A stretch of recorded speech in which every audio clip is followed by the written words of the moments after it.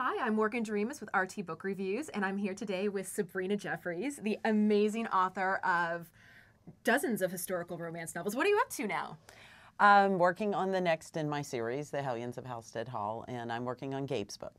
Gabe, and that's something that we can tell from Minerva's story because we do get a little bit of Gabe in there. We get a little bit of the tension, the action going on. Right. But we're here today to talk about Minerva because her book is coming out, and she is a complete fan favorite. You must get so many emails. Oh, I know yes. at the RT offices we actually hear a lot Yes. about her. Yes, I get, you know, I'm looking forward to Jared's book, but I really can't wait till Minerva's book. It's like, it's going to be okay, really. You'll like Jared's. I mean, I feel like poor Jared got, you know, set aside. It's like everybody wants Minerva's book. Everybody wants Minerva's book. And it's not hard to know why, because as everyone knows, in the Hellion series, the grandmother has made an ultimatum that they don't get, all of the Sharpe children do not get their inheritance right. unless they all get married. So one by one, you're matching them off. And so Minerva, in her Hellionness, decides to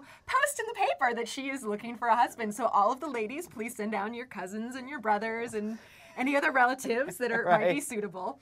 Because she's going to interview her next husband. Right. And actually, the funny thing about that is, and I know people are going to think it's outrageous and it would never happen in the period, I got it from a period advertisement where someone actually said advertising for a husband. And now, of course, that person was not a lady. She was, but she was obviously genteel. And she was like, and she listed her requirements and everything. So I was like, okay, well, I like that.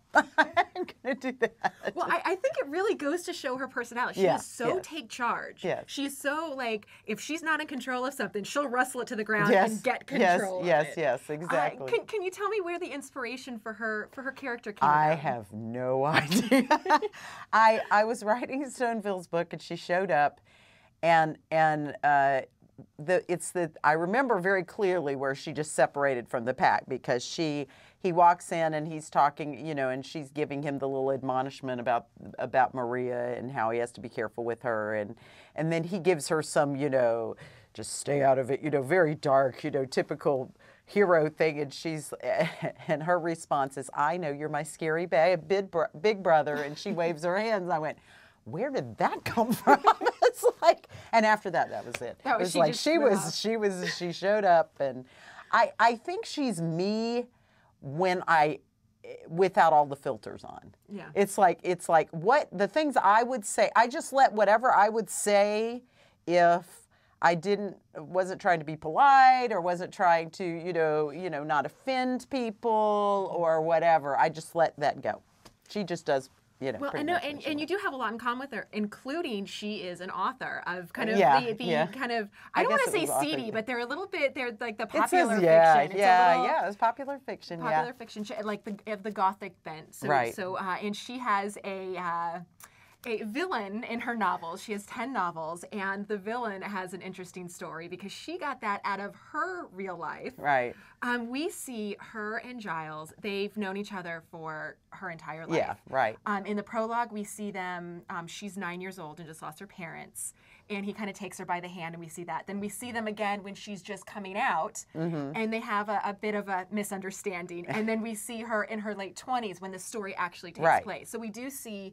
and when they have that misunderstanding, she doesn't take it so well. So she decides to use him as her villain. As her villain. And not everyone knows it, but he does. And I don't know. She gives enough details for him to know that it's him. Right. And but she never thinks he'll read the books. I can tell you, okay, speaking as an author, I used to write contemporary romantic suspense as Deborah Nicholas, and all my old boyfriends appeared in those books as villains. The ones who dumped me, only the ones who dumped me, the ones who didn't dump me. But they were all villains. So I have done that, and so I know what that's like. It's the prerogative of an author. They would never recognize, they would never know it was them and everything. But I'm like, yes, you're going in this book, you know. And so I can see her doing that. It's like, okay, do that to me. Well, fine. you're my villain. You know?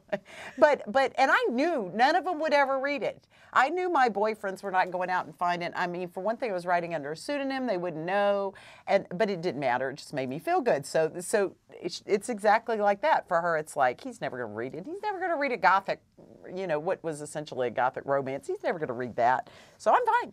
You know. I'll just well, does your husband now? Does he read your books? Is he familiar with? Actually, he doesn't. He doesn't? Because I was going to say, in the novel, one of the things that really endeared me to your hero is he not only has read her books, he can like quote Minerva's books. Yes, like he knows the books. Well, and it was about him, that. so he's kind of fixated on those parts.